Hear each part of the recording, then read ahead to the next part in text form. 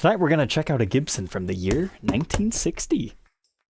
Welcome back, Troglodytes, to your daily dose of guitar information, the Trogly's Guitar Show. Now don't get too excited, I don't think anybody's putting a 60 burst in here, but it is a burst in hue. This is an ES-125. Sammy just purchased this guitar and he wanted me to check it out on the show and share it with everybody because he's really excited to have a one pickup archtop guitar. And hey, we might as well learn about these weird little goofy things. So the ES-125 is basically the student model version of an archtop guitar. You gotta remember, these things were all the rage at one point in time before the Les Pauls came around. And there's still a lot of people who enjoy full hollow body guitars. But the ES-125 was offered in so many different variations. So what version is this one? Well, it's got a cutaway, so that's gonna add a C into the title. And it is a thin line design, meaning it's not obnoxiously thick like an ES-295. So that tells us it's an ES-125 TC because we only have one pickup here. If it had two pickups, then you would also have a D within the title as a dual pickup model. But these were introduced all the way back in 1941, but the initial version had a slightly smaller body and only lasted for about 2 model years before being discontinued, and then eventually brought back in 1946. And then we saw various different versions of this all the way until about 1970. So you can find a full-bodied version that just has the one pickup. You can find a full-body dual pickup version. You can also find a full-body one with a cutaway. You can also find the dual pickup version of the cutaway.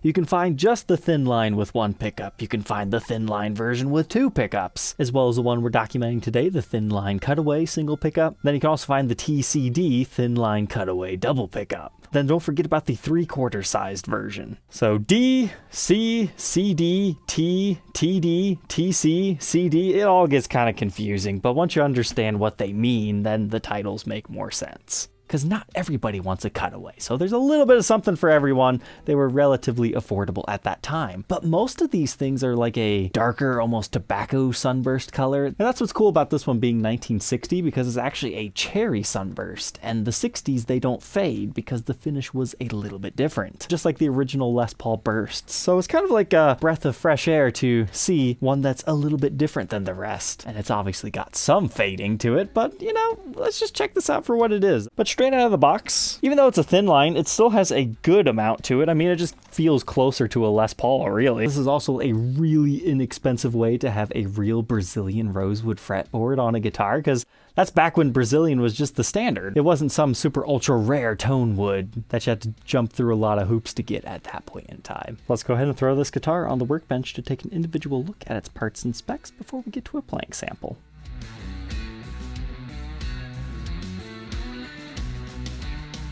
Inside our friend from 1960, this top is just looking gorgeous. Beautiful cherry sunburst hue, and I'm not normally a big fan of these, but it's more so akin to like heritage cherry sunburst out of the 80s, where it has that really nice dark border before they got really clowny. But you even have like a little bit of figuring within the wood that shows out now. Maybe a little bit of bird's eye and dancing, wood grain.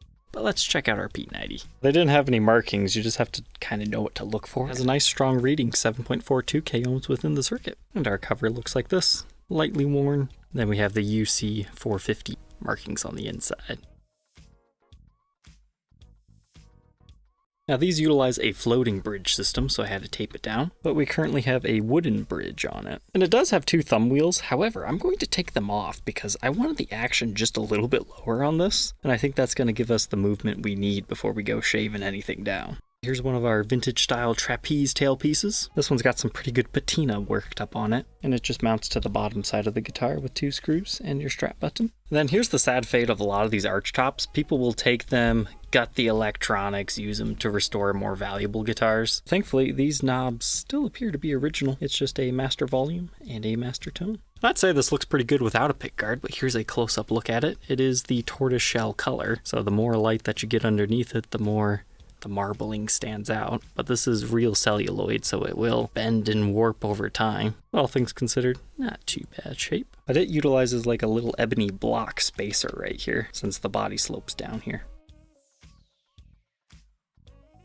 So overall, we didn't find anything too crazy in here. But speaking of the cutaway, this is known as the Florentine cut. It's a little bit more exaggerated and pointy over here, whereas the Les Paul style is known as the Venetian. But just like an ES-335, these are crafted the same way. It's a 3-ply maple poplar maple sandwich that they press and then form into the top. The same is also true for the edges and the back. Then this model utilizes a mahogany neck with that rosewood fretboard. These Brazilian boards can get really dark. Like, I would not fault you if you thought this was ebony. That's how nice and black this particular one is. But this was played quite extensively. You've got fretwear pretty much all up and down the thing, some fingernail divoting. I do want to say, when I had the conditioning treatment on this, there's a lot of cool like red streakiness in this board. It all just gets lost because of how dark it's become. But you've got some light chipping of the finish along the edge. And here's a good look at the edge of the fretboard, how it dips down underneath it. And these rock 24 3/4 inch scale lengths. But I measure 1.69 inches at the nut, 2.09 by the 12th. First fret neck depth, quite skinny, 0.8, and 0.88 by the 10th. You know, I never realized just how thin this neck was until I took the measurements, since the body's still pretty chunky as compared to what I normally review. Here's that neck at the 1st fret and the 12th fret. Still nice and rounded, C-shape, it's just rather thin. Moving on to the face of the headstock. First off, our truss rod. Everything looks good there, plenty of life left. And no fancy model markers on the headstock, just lots of nice finish checking and our Gibson decal logo.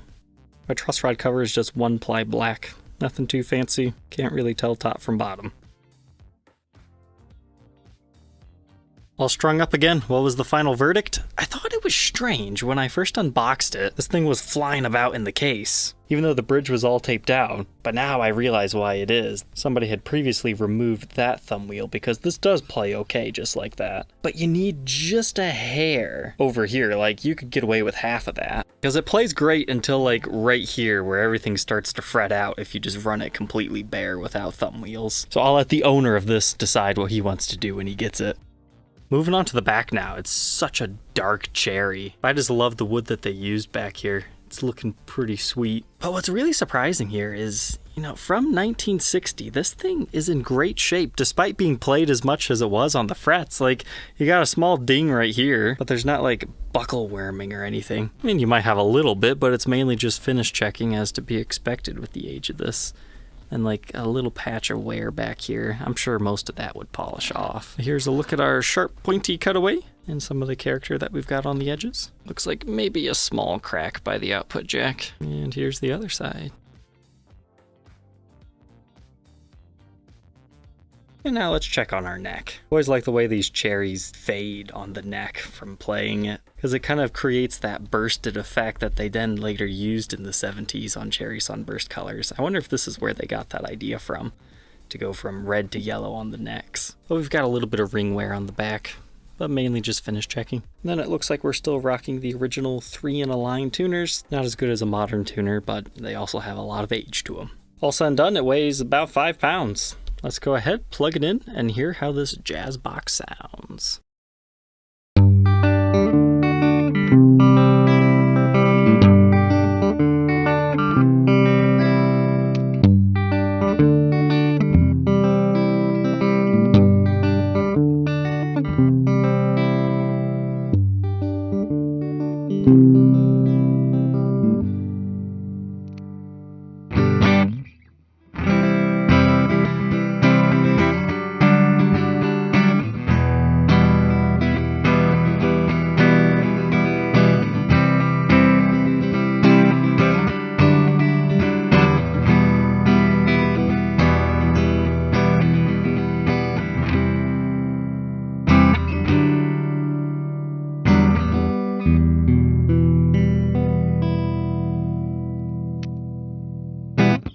Got a nice dark vintage tone to it, I like it.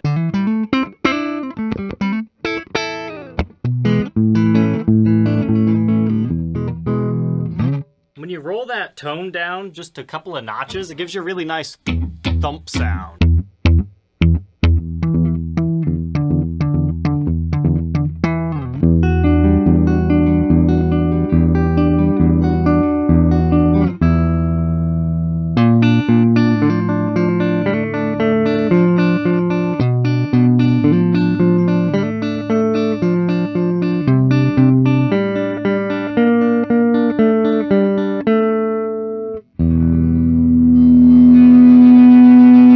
Some distortion, yes, you get feedback. Sometimes you can use that to your advantage though, like infinite sustain on this one.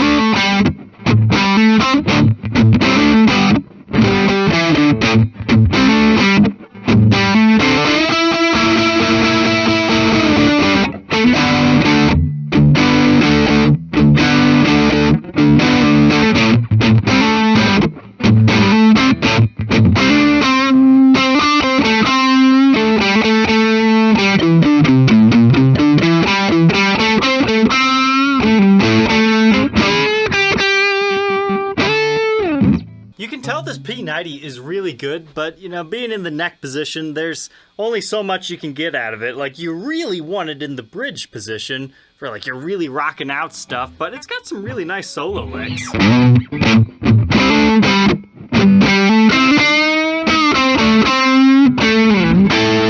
Got an interesting harmonic ring out thing. Very space-like. There's no effects added there. And don't forget, it's still an acoustic guitar as well.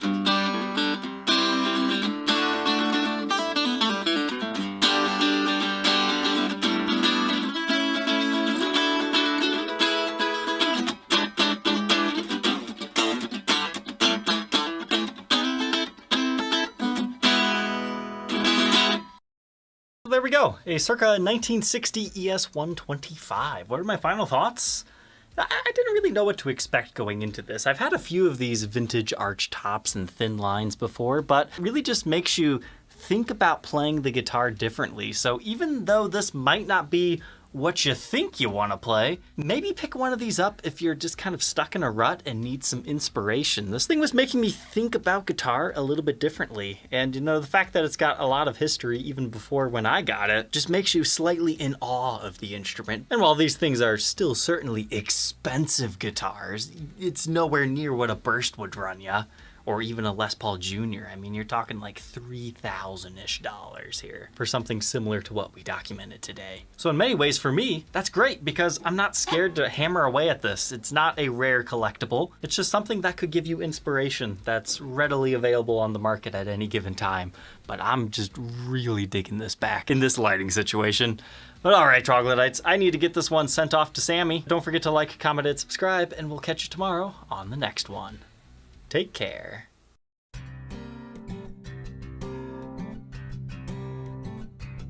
If you enjoyed tonight's episode, consider subscribing. I post videos like this every day. And you might even enjoy this next one.